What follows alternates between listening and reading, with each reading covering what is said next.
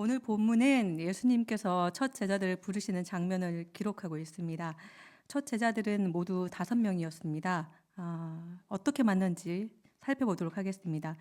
첫 제자는 2명이었어요. 두 제자는 원래 세례 요한의 제자였습니다. 두 제자 중 한 명은 안드레였고 한 명은 사도 요한으로 보아도 될 것 같습니다. 이 둘은 세례 요한이 자기를 떠나 예수님의 제자가 되라는 말을 듣고 예수님을 찾아갔습니다. 예수님을 만났던 때는 오후 4시쯤 되었는데 예수님은 이들과 그날 하룻밤을 함께 보내셨습니다. 그리고 안드레는 예수님이 메시아시구나 하는 것을 고백합니다. 예수님은 시몬 베드로를 두 번째로 부르셨습니다. 예수님을 만난 안드레가 형인 베드로에게 찾아가서 우리가 메시아를 만났다고 이야기했습니다. 그리고 그를 예수님께로 데리고 왔습니다. 베드로의 이름이 원래는 시몬이었죠. 그래서 예수님은 시몬을 보시고 이렇게 말씀해 주셨습니다. 내가 요한의 아들 시몬이니 장차 게바라 하리라. 베드로는 이 말을 듣고 예수님을 따랐습니다. 그리고 예수님은 그 다음 날 길을 가시다가 빌립을 만나셨습니다. 그리고 이렇게 말씀하셨습니다. 딱 한마디 하셨습니다. 나를 따르라. 이 말을 듣고 빌립은 예수님의 제자가 되었습니다. 그리고 빌립은 자기의 가장 친한 친구였던 나다네엘을 찾아갔습니다. 그리고 그에게 이렇게 말합니다. 내가 메시아를 만났는데 그는 나사렛에서 온 예수님이다. 그러자 나다네엘은 나사렛에서 무슨 선한 것이 날 수 있느냐 의심했습니다. 그런데 그때 빌립은 와서 보라 이렇게 이야기합니다. 나다네엘은 이 말을 듣고 예수님을 만났는데 예수님을 만나자마자 또 예수님의 제자가 되었습니다. 이렇게 예수님은 안드레, 요한, 베드로, 빌립, 나다네엘 총 5명의 제자를 부르셨습니다. 예수님께서 제자를 부르시는 모습을 보면 정말 간단하다는 생각이 듭니다. 예수님을 믿지 못하는 사람도 예수님께서 와서 보라 초대하시고 예수님을 한번 보고 몇 시간 길어도 하룻밤만 지나면 그 사람은요 예수님을 믿고 예수님의 제자가 되는 거죠. 그런데 제자들은 예수님의 어떤 부분을 보았던 것일까요? 또 예수님께서 부르신 죄송합니다. 그런데 제자들은 예수님의 어떤 부분을 보았던 것일까요? 예수님께서 부르신 첫 제자들이잖아요. 어떤 것을 보시고 이들을 택하셨는지 궁금해졌습니다. 제자들 중에서 그래도 조금 더 괜찮은 사람을 부르신 것일까? 아닌 것 같습니다. 본문을 좀 더 살펴보면요. 우리가 간과한 사실들이 나타납니다. 사실 이들은 아픔과 상처와 고민이 있는 사람들이었습니다. 40절 함께 읽겠습니다. 요한의 말을 듣고 예수를 따르는 두 사람의 하나는 시몬 베드로의 형제 안드레라. 예수님을 따르던 제자들 중에 첫 번째로 이름이 밝혀져 있는 사람이 바로 안드레였습니다. 이 구절이 유일하게 안드레를 소개하는 구절입니다. 시몬 베드로의 형제 안드레. 당시 이스라엘 사람들은요 아버지의 이름을 붙여서 아들을 소개했습니다. 그렇다면 누구의 아들 안드레라는 것이 통상적인 소개 방법이었겠죠. 그런데 성경은 베드로와의 관계에 의해서 그를 소개하고 있습니다. 베드로의 동생 안드레. 안드레라는 이 헬라어는요 남성다운 사람이라는 뜻이라고 합니다. 안드레도 이름과 같이 건장한 체구와 남성다움을 지녔을 것 같습니다. 그런데 우리가 아는 것처럼 아주 남성적인 사람이 있었잖아요. 누구일까요? 베드로죠. 그 사람이 바로 하필이면 안드레의 집안에 있었던 거예요. 타고난 성미와 남성다운 육중한 외모를 지녔을지도 모를 베드로 앞에서 안드레의 건장한 체구와 남성다움은 아무것도 아닌 것이 되어버리게 된 건지도 모르겠습니다. 그래서 늘 베드로의 그늘에 가려져서 그렇게 살았던 사람들이 나의 이름도 모르고 얼굴도 제대로 기억하지 못하는데 제가 베드로입니다. 베드로의 동생입니다. 라고 해야 겨우 나를 조금 기억하는 그런 사람이 아닌가 싶습니다. 두 번째로 이름이 밝혀져 있는 제자는요 베드로입니다. 베드로는 우리가 잘 아는 것처럼 이름을 바꾸어 주신 예수님께서 우리가 잘 아는 것처럼 베드로의 이름을 바꾸어 주셨죠. 통성명도 없이 그냥 달려가서 이름을 바꿔 주셨습니다. 즉시 시몬의 이름을 부르시고 장차 게바 즉 베드로가 될 것이다. 큰 바위와 같은 사람이 될 것이다. 지금 내 인격이 내 됨됨이가 지금은 그렇지 않지만 내가 그렇게 만들 것이다. 내 인격이 차올라서 많은 사람들이 너를 신뢰하게 될 것이다 라고 하신 것이죠. 예수님께서 베드로에게 말하신 것을 본 것처럼 들은 것처럼 우리는 베드로의 인격이 별거 아닌 그런 사람인 것임을 우리가 알 수 있습니다. 또 베드로의 처지는 어떻습니까? 한낱 어부에 지나지 않고 고기 잡는 기술밖에 갖고 있는 게 없는 별 뾰족할 수가 없는 그런 사람이었습니다. 베드로는 의미 있게 사는 삶에 대한 큰 고민도 없고 큰 뜻도 없는 그런 사람입니다. 불같이 열정을 쏟아낼 때도 있지만 그의 열정은 그리 오래 간 적이 없는 것 같습니다. 그런 사람에게 예수님은 그 반석 위에 하나님의 교회가 든든하게 세워질 거야 이렇게 말씀하신 것이죠. 또 빌립은 어떤 사람일까요? 그는 12 제자들 중에 한 명이었지만 늘 별로 두드러지지 않는 제자들 중에 한 사람이었습니다. 특별히 예수님께서 오병이어의 기적을 행하기 전에 일부러 제자를 시험하셨는데요. 그 제자가 바로 빌립이었습니다. 예수님께서 우리가 어디에서 빵을 사서 이들을 먹도록 하겠느냐 질문하셨는데 빵이 200데나리오쯤만큼 있어도 다 못 먹입니다 라고 아주 현실적인 대답을 할 사람이 바로 빌립이었죠. 다른 장면에서도 빌립은요 예수님의 기적을 잘 이해하지도 못하고 기대하지도 못하는 모습을 자주 보입니다. 그렇다면 빌립이 예수님을 만났을 때 그는 어떤 사람이었을까요? 성경은 빌립이 안드레와 베드로와 같은 벳세다 사람이다라고 설명합니다. 그런데 성경은 안드레와 베드로를 설명하면서는 이런 표현을 쓰지 않았습니다. 빌립을 수식하는 말로 벳세다 사람이라는 말을 골랐던 것이죠.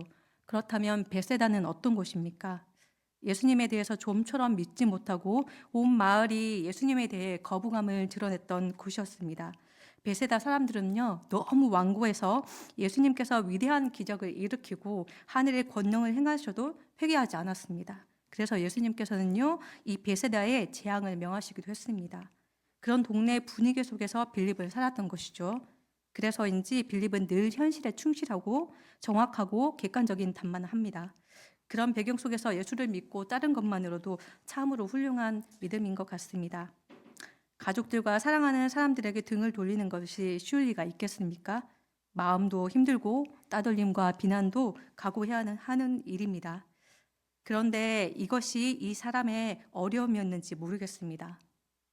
빌립과 같이 저도 믿지 않는 가정에서 일대로 지금 일대입니다. 여기 계신 우리 성도님들도 우리 집에서 믿음의 일대이다 하시는 분들이 계실지도 모르겠습니다.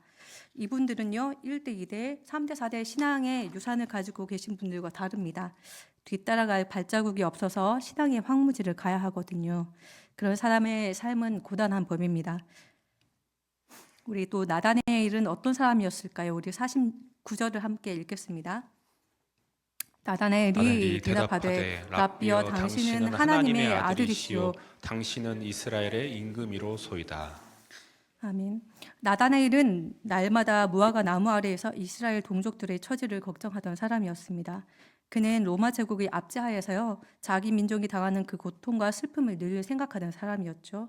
당시 남자들은 부역에 끌려가고 여자들은 팔려나가고 어린아이들만 덩그러니 남겨진 것이 현실이었습니다. 그것이 이스라엘의 처지였죠.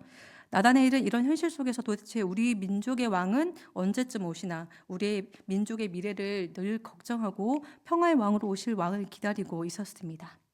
그래서 예수님을 따를 때 임금으로 고백한 것입니다. 또 나다네일은 갈릴리 시골 사람이었습니다. 교육을 받지 못한 사람이었습니다. 빌립이 나사렛 예수시다 하는 말을 듣고 나사렛에서 무슨 선한 것이 날 수 있느냐 했습니다. 왜 그랬던 것일까요? 나다나엘의 고향은요 갈릴리 가나라는 곳입니다. 산 하나 넘어가면 나사렛이 있었습니다. 나사렛은 내 고향 바로 옆에 있는 마을이었던 것이죠. 나다나엘은 이스라엘 사람은 아무것도 할 수 없고 더군다나 시골 사는 무지한 사람은 아무것도 할 수 없는 세상인데 나랑 똑같은 시골에서 메시아가 나왔다는 말을 믿을 수가 없었습니다. 자신의 처지를 비관하던 그런 사람이었던 것이죠. 예수님께서 우리가 살펴본 것처럼 불러내신 사람들은 이러했습니다. 늘 누군가의 그늘에 살던 사람, 마음이 눌려있던 사람, 삶에 대한 큰 고민도 큰 뜻도 없는 사람, 앞을 뚫을 수 없는 현실에 지친 사람, 과거의 상처에 갇혀있는 그런 사람들입니다. 관계의 어려움도 겪는 그런 사람들입니다. 예수님의 첫 제자들은 몽땅 이런 사람들이었습니다. 어디 하나 변변치 않은 그런 사람들이었죠. 그런데 제자들처럼 우리도 이런 문제가 있습니다. 안드레처럼 누군가의 그늘에 가려져서 누구 동생, 누구 엄마, 그렇게 이젠 자기 이름을 잊어버리고 사는 사람, 우리도 베드로처럼 인생에 대한 진지한 고민도 없고 큰 뜻도 없이 그냥 살던 사람이었습니다. 큰 소리 빵빵 치지만 사실은 속으로 두려움을 감추기 바빴던 그런 사람이었습니다. 우리도 빌립처럼 믿지 않는 집안에서 태어나서 예수를 만나 혼자 외롭게 신앙생활을 하던 그런 사람이었습니다. 그로 인해서 관계에 상처가 있고 아픔이 있고 고통이 있는 그런 사람이었습니다. 우리도 나다니엘처럼 배경도 없고 재능도 없고 용기도 없고 내 힘으로는 도무지 원하는 미래를 열 수 없었던 그런 사람이었습니다. 그러나 우리는 예수님을 따라 우리의 모양을 버리고 우리의 길도 버리고 예수님이 보여주신 길로 가는 중입니다. 또 우리도 소중한 약속을 받은 것이 다 있습니다. 그런데 제자들처럼 내 모습과 내 형편을 보면 이 길을 가는 것이 과연 맞는지, 이 길을 계속 갈 수 있을지 의문이 들 때가 있고 새 길을 찾는 것이 우리의 현재 모습입니다. 저에게도 제자들처럼 문제가 있었습니다. 모두가 부러워하는 대학에 꼭 가고 싶었거든요. 하고 싶은 전공도 있었습니다. 잘 안 됐습니다. 그래도 다 대학에 가니까 저도 그냥 대학에 갔습니다. 그런데 나쁜 학교도 아닌데 지금 생각해 보면 학교가 창피합니다. 전공도 싫었습니다. 안 맞았습니다. 절대로 그냥 세상이 죽으라고 하는 것 같았습니다. 당신 학교가 인생의 전부를 결정하는 줄 알았습니다.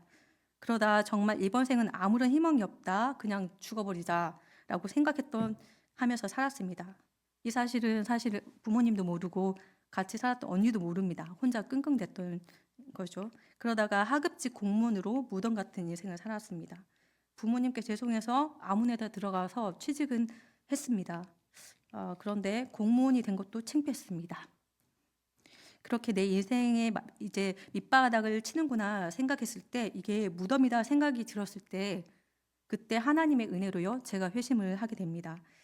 하나님께서 저를 또 다른 부르심으로 부르셨는데 그래서 사역을 해야 하는데 그러나 저에게는 세 가지 문제가 있었습니다. 무엇일까요? 하나는 할 줄 아는 게 하나도 없었던 것이죠. 10년을 무덤 속에 살다 나와 보니까 예전에는 그래도 꽤 잘하는 것들이 있었는데 이제는 진짜 정말 하나도 할 줄 아는 게 없더라는 거죠. 대학에 들어갈 때만 해도 날개 하나는 부러진 것 같았지만 그렇게 절망했지만 나머지 날개 하나가 있어서 그래도 자존심을 지키고 그렇게 살았던 것 같습니다. 그런데 그렇게 긴 시간 10년이 훌쩍 넘는 그런 시간을 살다 보니까 남아있던 날개도 사라지고 없었습니다. 아무것도 안 하고 무기력해 지내니까 그나마 잘하는 것도 없어졌다 이 말씀을 드리고 있는 겁니다. 두 번째는 무엇일까요? 두 번째 문제는 돈이 없었던 것이죠. 제로 베이스로 신대원에 입학했습니다. 매 학기 기도해야 돈을 주셔서 학비도 겨우 냈습니다. 생활비도 없었어요. 새벽 예배를 가야 되는데 버스비가 그 당시 할인해서 960원이었습니다. 이제 생각만 해도 슬픈데 960원이었는데 걸어서 50분이 걸립니다. 이 버스비가 없어서 걸어서 새벽 예배를 갔던 적도 있었습니다. 하나님 돈 주세요 해야 돈을 조금씩 주시는 것이죠. 그러다가 구역장이 됐고 구역 식구를 맡았는데 그때 제가 돈이 없어서 교회 행사티를 자주 입고 다녔습니다. 그런데 저랑 비슷해 보이는 저의 형편이 비슷해 보이는 형제분을 만난 거죠. 그분은요 한겨울에 얇은 자반바 4겹을 겹쳐 입고 삽니다. 그리고 검은 큰 비닐봉투를 갖고 다녀요. 그 안에 온갖 짐들이 다 있는 거죠. 그 본인 온갖 짐들이 다 있습니다. 그래서 그분은 가족도 없고 직업도 없고 정신도 온전치 않았습니다. 모두가 피했어요. 그런데 제가 그분이 한겨울을 저 잠바를 입고 어떻게 지낼까 걱정이 되었습니다. 그래서 잠바를 하고 싶은데 제가 살 수 있는 제일 싼 가격이 가격의 잠바가 29,000원이었습니다. 선물해 주고 싶은데 돈이 없는 거예요. 제가 선물을 했을까요? 아니면 못했을까요? 했습니다. 모으느라 죽을 뻔했는데요. 네, 네, 결국에 했습니다. 상당한 시간이 걸렸지만 그래도 이 겨울이 끝나기 전에 선물해 주고 싶어서 선물해 줬습니다. 형제가 너무 기뻐하는 거예요. 세 번째 문제, 제일 큰 문제입니다. 이 문제는 저는 앞에 나서서 말하는 거 너무 힘든 사람이었습니다. 해본 적이 없었어요. 한 번도. 맨날 도망 다녀서. 근데 하나님께서 저를 이렇게 사람들 앞에서 이야기할 수 있는 사람으로 부르신 겁니다. 그리고 사역을 시작하는데 또 하나님께서는 저를 제가 원치 않는 큰 교회에서 사역을 시작하게 하셨습니다. 하나님이 원망스러웠습니다. 안 가고 싶었습니다. 토요일 밤마다 울었습니다. 주일이 오지 말아라. 주일이 오지 말아라. 하나님 저한테 왜 이러세요? 맨날 울었습니다.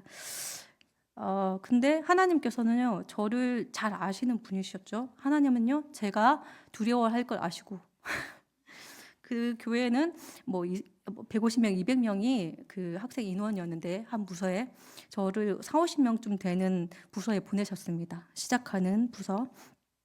그래서 아이들 앞에서 사역을 시작했습니다.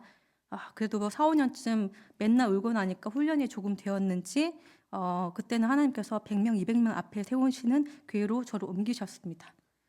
그렇게 저는 사역자로 세워지고 있었습니다. 다시 본문으로 돌아와서요. 예수님의 첫 제자들을 쭉 살펴본 것처럼 예수님의 제자들은요, 특별한 점이 없는 그런 사람, 그저 그런 사람들이었죠. 더군다나 제일 첫 줄에 세워볼 만한 능력도 용기도 지혜도 없는 그런 사람들입니다.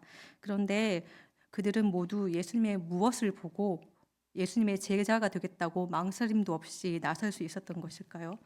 바로 예수님은 사람의 속에 있는 것이 무엇인지를 아셨고 예수님은 그들의 현실에 소망을 주시는 분이셨기 때문입니다.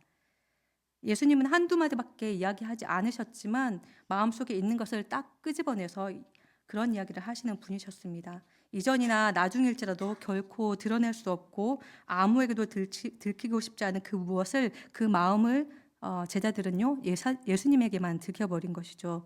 예수님은 사람의 속에 무엇이 있는지 모두 알고 계셨습니다. 그런 예수님을 보고 나서야 그들은 예수님을 믿었고 예수님의 제자가 된 것입니다. 또 예수님은 그들의 현실에 소망을 주셨습니다. 베드로에게 소망을 주셨죠. 나다나엘에게는 이렇게 말씀하셨습니다. 1장 51절 말씀인데요. 함께 읽어보겠습니다. 진실로 너희에게 이르노니 하늘이 열리고 하나님의 사자들이 인자 위에 오르락 내리락 하는 것을 보리라 하시니라. 예수님은 왜 이렇게 말씀하셨던 것일까? 창세기 28장에 야곱이 고향을 떠나 멀리 피난을 가던 중이었습니다. 야곱이 돌베개를 베고 자다가 꿈을 꾸었는데 하늘이 열리고 하늘과 땅의 사닥다리가 땅 위에 있는데 거기에 천사들이 오르락 내리락 하면서 하나님께서 야곱에게 복을 주시는 그런 꿈을 꾸었던 것이죠. 그와 똑같은 꿈 이야기를 예수님께서 지금 얘기해 주시는 것입니다. 나다나엘은 조국의 현실에 대해 괴로워하고 하나님 앞에서 날마다 기도하는 중이었습니다. 이스라엘을 구원해 주실 메시아를 기다리고 있었는데 예수님께서 이 마음의 소원을 아시고 이렇게 말씀하신 것입니다. 하늘과 땅을 연결하는 나를 통해서 이 땅의 모든 것을 바로잡는 하나님의 통치가 시작되는 그 복을 받게 될 것이다. 그 새로운 소망이 시작되는 것을 보게 될 것이다. 예수님이야말로 이 세상에 소망을 주시는 분이신 것을 알게 된 것이죠. 그렇다면 이 제자들이 예수님을 만나 무엇이 바뀌었을까요? 제자들은 비로소 주님과의 관계 안에서 인생의 참된 의미를 찾았고 그 인생의 뜻을 세울 수 있었고 자기 자랑이 많은 인생이 아니라 내 속에 역사하시는 주님의 능력으로 사는 인생이라 자랑하는 인생이 되었고 그래서 인생이 나의 근심과 걱정에 의해서 되어지는 것이 아니라 인생이 단순히 평탄한 삶을 사느냐 마느냐의 문제가 아니라 살면서 어떤 일을 겪었는가가 아니라 제대로 된 길을 찾아가고 넘어지고 엎어져도 주님을 의지하여 그 길을 계속해서 달려가고 있는가의 문제라는 것을 알게 된 것이죠. 그래서 그들은 결국 우리가 인생의 마지막에 고백하고 듣길 원하는 그 말, 사는 동안 참 힘들었지만 잘 살아왔구나, 참 잘 달려왔구나, 이 확신을 가지고 모두 생을 마감할 수 있게 된 것입니다. 제가 앞서 제가 하나님의 은혜로 200명 앞에서 설교를 하게 되었다고 말씀드렸지만 저는 아직도 앞에 서는 것이 너무 힘들고 저는 제가 늘 다 부족해 보입니다. 아직도 저만 부족해 보이는 것이죠. 겁도 많아서 그런 것 같습니다. 아는 것이 없어서 그런 것 같습니다. 경험도 없어서 그런 것 같습니다. 그래서 사역을 하면서 없는 돈을 쪼개서 공부를 하러 석사 과정에 들어갔습니다. 그리고 최근에 아무것도 보이지 않아도 사역은 다시 해야지. 몸이 부서져도 사역자로 부르셨으니 멈추지 말아야지라고 고민 끝에 결심한 끝에 다시 사역지를 구했는데요. 제 마음에 소원이 한 가지 있었습니다. 딱 한 가지였어요. 두 가지인가 이거. 좋은 스승을 만나는 것이고 또 하나는 좋은 동역자를 만나는 것이었습니다. 그런데 어느 날 수원 꿈꾸는 교회에 유초등부 사역자를 뽑는다는 광고를 봤습니다. 처음엔 별로 내키지 않았습니다. 더 쉬고 싶은 마음도 있었고 서울로 다시 가고 싶은 마음도 있었거든요. 서류를 내기 전에 걱정스러운 마음으로 교회 유튜브로 영상을 찾아봤습니다. 그런데 걱정이 생겼습니다. 담임 목사님이 11시 5분이셨거든요. 저희 교수님은 무척 화가 난 10시 10분 집사님을 만난 이야기를 저에게 하신 적이 있으십니다. 그런데 우리 담임 목사님은요 11시 5분이셨어요. 그래가지고 그런데 화면도 그때 푸르스름하기까지 해서 목사님이 왜 이렇게 화가 많으신 분인지, 나 여기서 일하면 잘할 수 있을까 너무 무서웠습니다. 그래서 11시 5분 목사님이신지 아닌지를 확인하러 주일 예배에 몰래 나왔습니다. 실제로 봤더니 너무 인상이 좋으셨어요. 오늘도 확인해 보니까 우리 목사님은 이게 일자 눈썹이셨어요. 제가 확인하고 왔습니다. 카메라 위치 때문에 아마도 그렇게 보였던 것 같습니다. 그래서 서류를 냈고 연락을 또 감사하게 해주셔서 이곳에 지금 제가 있습니다.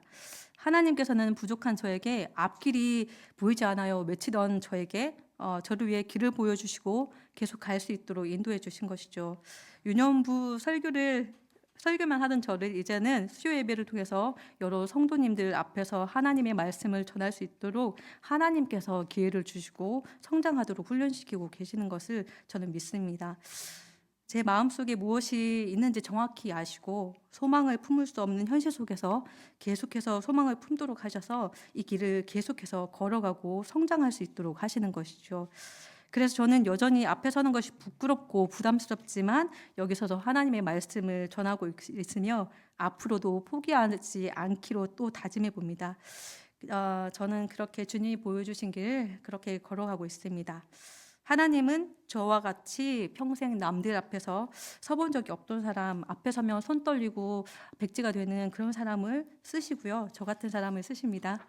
오늘 본문에 소개하고 있는 5 제자들도 다 부르시고 사용하십니다. 그리고 무엇보다 중요한 것, 여러분 또 이곳에 모여 계신 이유가 다 있으시잖아요.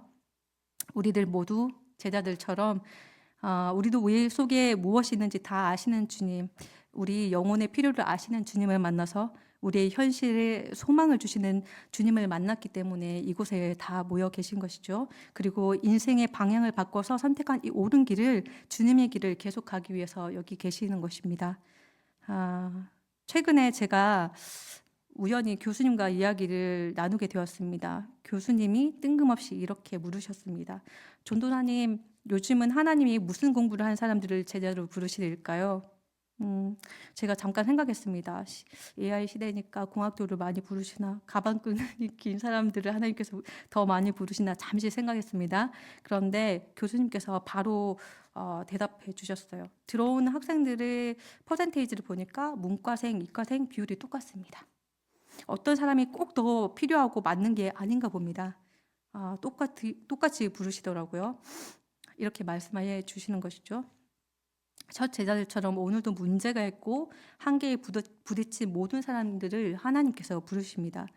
그런데 하나님이 부르신 사람이라 할지라도 길은요 꼭 걸어야 반드시 걸어야 끝이 나오는 거예요. 한 번에 모든 것이 바뀌지 않습니다. 다 뛰어넘을 수도 없습니다. 우리는 비틀거리면서 좌절하면서도 응답이 없는 답답한 순간에도 주님이 가라하신 그 길을 끊임없이 가야 하는 그런 사람들입니다. 제가 요한복음 이 본문을 묵상하면서 한 주 내내 흥얼거렸던 노래가 있습니다. 바로 My Way인데요. 오래된 곡이라서 모두들 아실 것 같습니다. 이분이 저는 크리스천인지 잘 모릅니다. 가사가 우리의 삶을 노래하는 것 같았고 꼭 들려드리고 싶었습니다. 그런데 제가 평소에는 노래를 아주 잘하는데 가끔 아닙니다. 아주 못해가지고 보통은 음치에 가까울 때가 많습니다. 그래서 오늘은 가사만 읽어드리겠습니다. 가사 띄워주실래요? 죄송합니다. 감기가 낫지 않아서. 이제 끝이 가까워요. 생의 마지막 장을 마주하게 되었군요. 친구여, 분명히 말할게요. 내가 잘 알고 있는 내 얘기를 해볼게요. 난 충만한 삶을 살았답니다. 모든 길을 하나하나 걸어봤지요. 내 길을 걸었다는 거죠. 후회요? 조금 했었죠. 하지만 되새겨 언급할 만큼은 아니에요. 난 내가 해야 할 일을 했고 그 어떤 예외도 없이 끝까지 해냈습니다. 난 내 길을 빠짐없이 계획했고 그 길을 신중하게 걸어왔습니다. 내 길을 걸었다는 거죠. 맞아요. 그럴 때도 있었습니다. 물론 당신도 알겠지만 내가 과욕을 부렸던 때가 있었어요. 하지만 그 모든 과정에서 행여 의구심이 들 때에도 난 그 일을 잘 해냈습니다. 모든 것에 정면으로 맞서면서 당당하게 버텼고 내 방식대로 해냈답니다. 사랑받으며 웃기도 울기도 했었습니다. 실패도 실컷 맛보았습니다. 그런데 이제 눈물을 거두고 보니 이 모든 게 즐거운 추억이 되었네요. 내가 거쳐온 그 모든 일을 생각할 때 부끄럽지 않게 이렇게 말해도 될까요? 내 방식대로 해냈답니다. 네, 이 가사의 고백이 저와 여러분의 인생의 마지막 고백이 되었으면 좋겠습니다. 나도 할 수 있을까 싶지만 우리는 할 수 있습니다. 왜냐하면 요한복음 첫 장에 이렇게 나타난 제자들 모두 사도행전까지 그 길을 걸어왔거든요. 십자가의 길을 멋지게 마무리하는 모습을 우리는 확인할 수 있습니다. 우리도 그렇게 될 것입니다. 사랑하는 여러분, 우리 영혼의 아픔과 고통과 고민과 영혼의 모든 필요를 아시는 그 주님을 지금도 날마다 마지막까지 찾으십시오. 우리의 명예와 우리 업적과 우리의 쌓은 재물을 바라보는 것이 아니라 우리의 내면의 갈급함을 먼저 바라보고 예수님을 찾고 따르는 여러분이 되십시오. 우리 다락방에 우리 교회에 어떤 사람들이 모였는지, 우리 교회에 어떤 프로그램이 있는지, 우리 교회가 얼마나 큰지 바라보는 것이 아니라 우리 영혼의 문제에 답을 주시길 원하시는 주님을 오늘도 바라보십시오. 그래서 이전에 나처럼 갈급한 다른 영혼이 주님께 인도할 수 있는 그런 길이 되고 힘에 부치더라도 우리 앞에 있는 옳은 길, 주님의 길을 걷는 우리 성도님들 되시길 축복합니다. 그렇게 언젠가 이 길을 가다 보면요, 삶의 어느 길목에서 얼굴과 얼굴을 맞대어 보듯이 우리도 주님을 만날 것입니다. 그리고 그때 주님 주신 나의 길을 내가 끝까지 걸었습니다. 이 고백을 할 수 있는 그런 사람, 참 고됐지만 한평생 참 잘 살아왔습니다. 라고 고백하는 그런 확신이 있는 저와 여러분이 되길 축복합니다.